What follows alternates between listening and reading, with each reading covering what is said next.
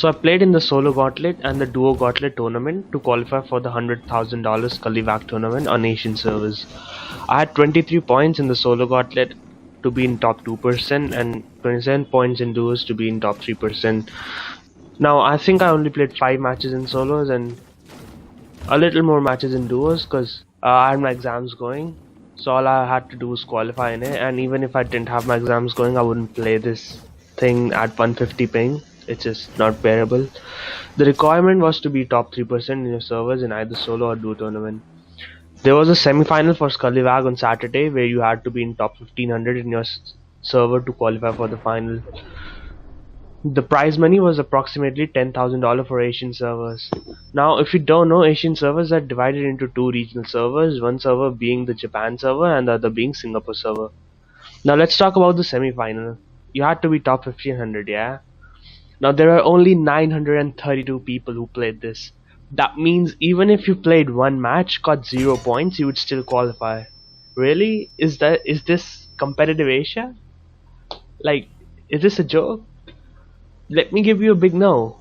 There were so less people because people from Southeast Asia won't play on 80 to 100 ping against people with 30 ping. Do you know how much of an advantage that is? I myself had 150 to 200 ping, dying to people that would make edits, shoot and close it while I would only get a fault hit marker on them. That's great skill, I'll tell you that. So what happened? Me and my teammate got 16 points in the semi-final, placed 521st out of 932 people. That weren't even that great, to be honest.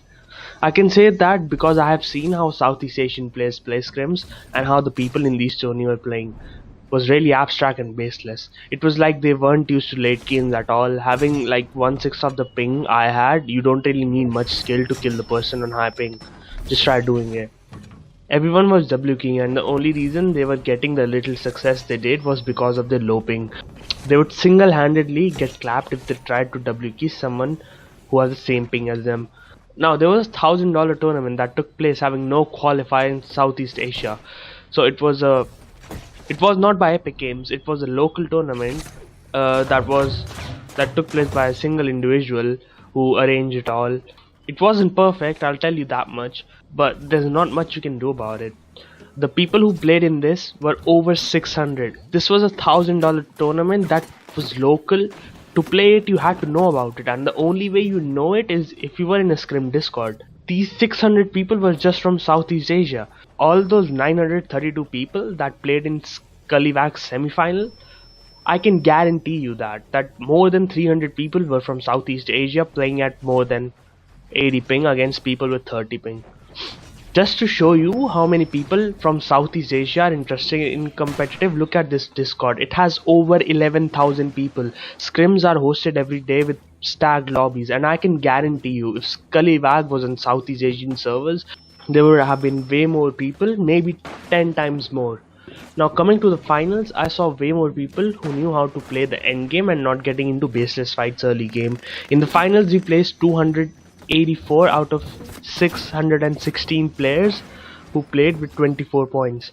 Still had 150 to 200 ping, and I'll tell you this, there were Southeast Asian players in top 100 and they weren't less. And to place in top 100 with 80 to 100 ping is not a small thing against people who if you think are really good, like Korean people or Japanese or Chinese people.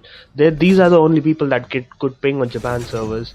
Now at the end I would say there's no point in having competitive with it being on Japan servers. Hosting a competitive on Southeast Asian servers would show what Asia is actually capable of, and let me tell you, it's not any worse than NA or EU. It may actually surprise you.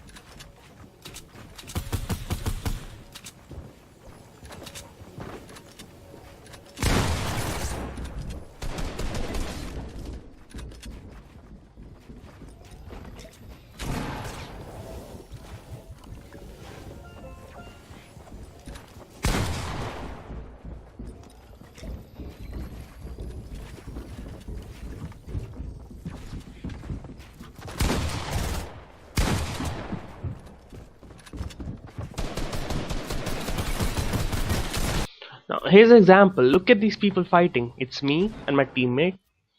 These two people are in these hamster balls, right? And if you've played competitive at all, you know if you have hamster ball, you just rotate with it. You don't fight anyone because that brings you the risk of your hamster ball breaking, which you don't want.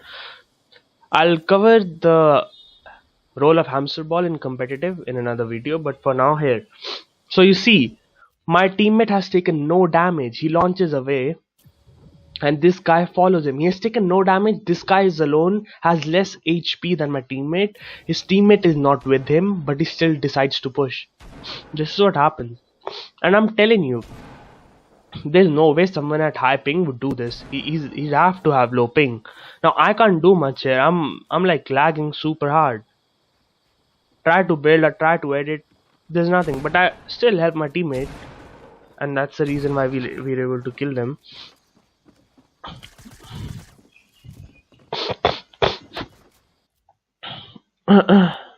Props to my teammate for playing with me at this ping, dude.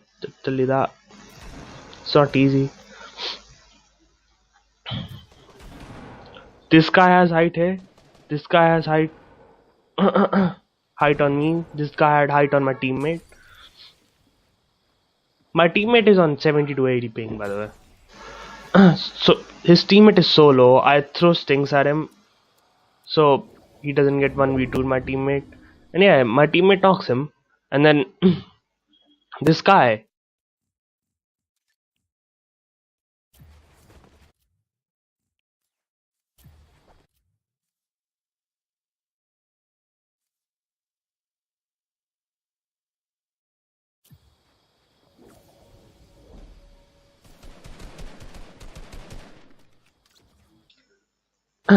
Now we launch pad to this area that's uncontested. Down there's like a bajillion trees down here. There's no way. And look at the people there. There's like they're not that close. And for some reason, he wants to GL. His heavy sniper breaks that thing, and his GL was completely calculated. Considering there was a hole and so many trees, he calculated where his GL would land 100%. Now look at them pushing. I get sniped here, and let me tell you, I get sniped here, so they push. They left their high ground. They used all their utilities to push, and they they still don't go without taking any damage out of it.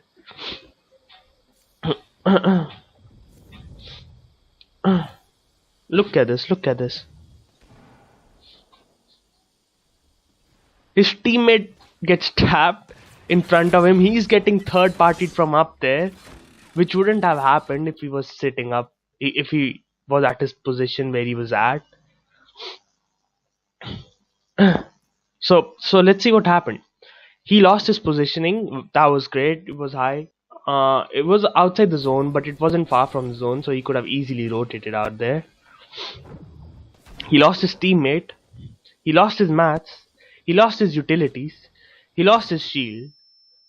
Just to push that. This is just one game. Every single game was like that. Because they had low ping, and they probably got away with doing this with other people. So they just kept doing this. And I'm not sure if this guy is from Japan servers or Southeast Asian servers. He got shots on my teammate and my teammate died, but that's what I'm saying. Like, if you play scrims on Southeast Asia, you'll see no one does this thing. No one would give up their high ground, would try to GL someone who has so many trees in front of him, and then push after he's doing 100 damage. I mean, I got sniped and they pushed. Fine. But he got killed. One of his teammates got killed. He lost his shield. He's not gonna be able to rotate because there's people on high ground now. And I don't know. Was that really good play?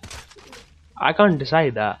Playing at 150 to 200 ping against people at 30 ping. If we, I'll tell you this. If we didn't have hamster balls, our points would have been way less than what we had. 100%. Hamster balls lower the skill gap, but we have a ping, that disadvantage. I don't think there's any ping problem on other servers like NAU, or mostly probably get 30-40 ping.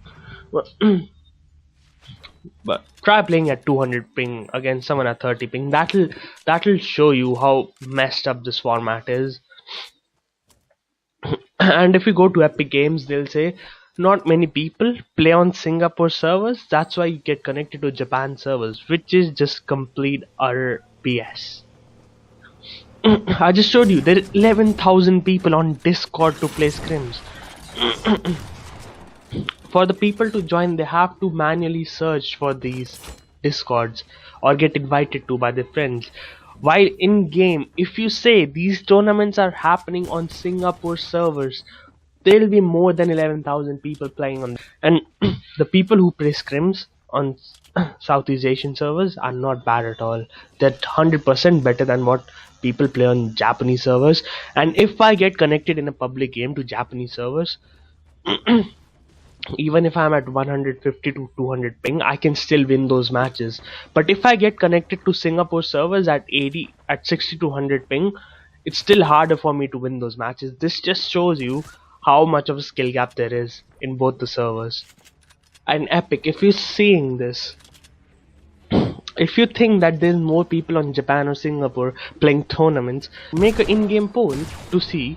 Before the next pop-up, make an in-game poll to see what people want, Singapore servers or Japan servers. I don't think it's that hard. And even if those Korean people or Chinese people get connected to our servers, they won't get more than 100 ping. Probably 120 at max for Korea, I think. Yeah, so let them be in our shoes for one time and try to W key, and they'll see what happens. So yeah, I think that's gonna wrap it up for this video. I hope you guys are not triggered as I am, because that was really frustrating for us to go through all those matches. But yeah.